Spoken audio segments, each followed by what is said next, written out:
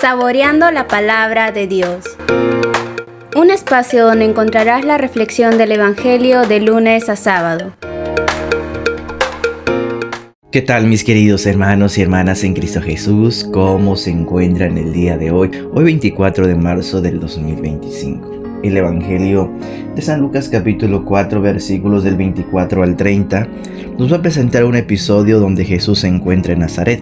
Sabemos que Nazaret era su tierra natal, era donde estaba su mamá, donde había crecido, donde había pasado una gran parte de su vida.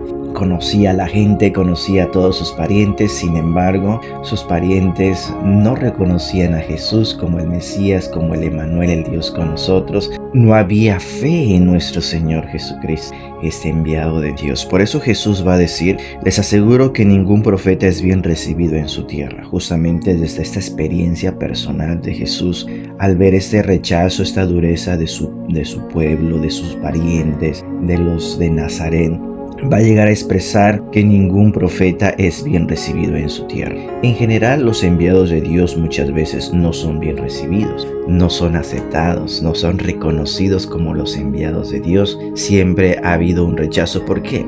Porque un profeta habla en nombre de Dios. Un profeta reprende el pecado. Un profeta intercede por el pueblo, ora por el pueblo, pero a veces estas cosas el pueblo no lo tolera, no lo acepta. ¿Por qué? Porque a quien le gusta que le digan sus verdades. Por eso dice por ahí el refrán: la verdad no peca, pero incomoda. Entonces, siempre un enviado de Dios va a incomodar. ¿Por qué? Porque va a decir la verdad, va a hablar con franqueza, y eso va a incomodar a muchos, sobre todo en una sociedad donde la gente no está acostumbrada a la verdad, donde no está acostumbrada a que se le hable con la sinceridad del corazón, y entonces pues la gente se siente incómoda, y por eso siempre va a haber un rechazo hacia estas personas, los enviados de Dios. Por eso Jesús le va a decir a sus paisanos, y va a poner dos ejemplos de dos profetas del Antiguo Testamento. Elías, que fue enviado a una viuda de Sarepta, del país de Sidón, en tiempos de hambre, de sequía, de hambruna, y no a una viuda de Israel. Y ahí Elías va a manifestar el poder de Dios. También Eliseo, en tiempos de Eliseo había muchos leprosos. Sin embargo, solo fue curado Naamán el sirio, otro enfermo que no era judío, era un extranjero. Cuando los parientes de Jesús empiezan a escuchar estas cosas, sabe que está hablando de sus antepasados, que no solo ellos han sido duros, sino sus antepasados también no han sabido reconocer a los profetas, a los enviados de Dios, y que por eso Dios ha actuado fuera del pueblo de Israel, fuera de esta gente escogida por Dios. Queridos hermanos, esto puede pasar actualmente en nuestra vida si nosotros tenemos esa misma actitud de rechazo hacia Jesús, esa misma actitud de no saber reconocer y aceptar los enviados de Dios. ¿Cuántas personas han pasado por nuestra vida que tal vez Dios los ha enviado indicarnos, para instruirnos, para hablarnos, de acercarnos a Dios, de caminar en la presencia del Señor, sirviéndole en su iglesia, y nosotros seguimos rechazando a esos enviados de Dios?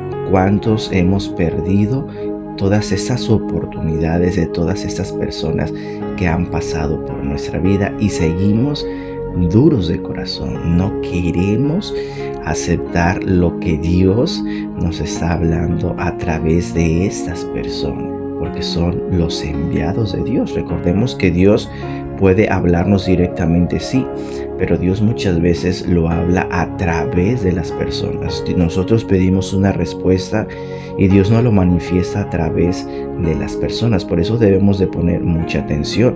Cada vez que vamos a misa, Dios nos está hablando a través del sacerdote, a través de su palabra, a través del sacrificio. En la vida diaria, en las personas que nos relacionamos, Dios puede hablarnos a través de ellas, a través de los acontecimientos. Por eso debemos de tener mucha atención para cuando el Señor pase por nuestra vida y nos hable y nos muestre y nos indique las cosas que debemos de hacer. Y bueno, siguiendo con los parientes de Jesús, al hablar todas esas cosas se van a incomodar tanto que van a sacar a Jesús fuera.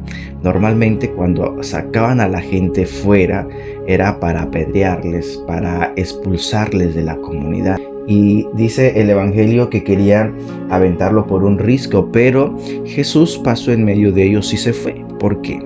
Porque todavía no era la hora. Los tiempos de Dios son perfectos y sabía Jesús que Él iba a dar la vida por todos nosotros, pero ese no era el momento todavía. Por eso Jesús, con toda tranquilidad y con toda confianza, pasa en medio de toda esta gente y se va tranquilamente. Se va a otros lugares a llevar el reino de Dios, a llevar la buena nueva del reino de Dios, porque todavía no era su hora. Eso también es algo bien importante que nosotros debemos de aprender. Mientras nosotros estemos por este mundo, no ha llegado nuestra hora final, pues debemos de seguir también anunciando el reino de Dios. Debemos de seguir haciendo el bien a los demás.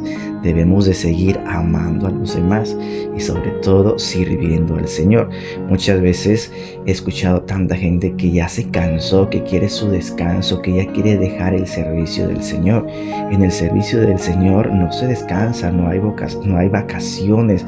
Todo el tiempo se está sirviendo, todo el tiempo se está en oración, todo el tiempo se está en la presencia del Señor. Y esa presencia de Dios en nuestra vida es la que realmente nos permite tener paz, tener tranquilidad, pero sobre todo, pues esa renovación de nuestras fuerzas para seguir haciendo las cosas sin importar las circunstancias que podamos estar viviendo.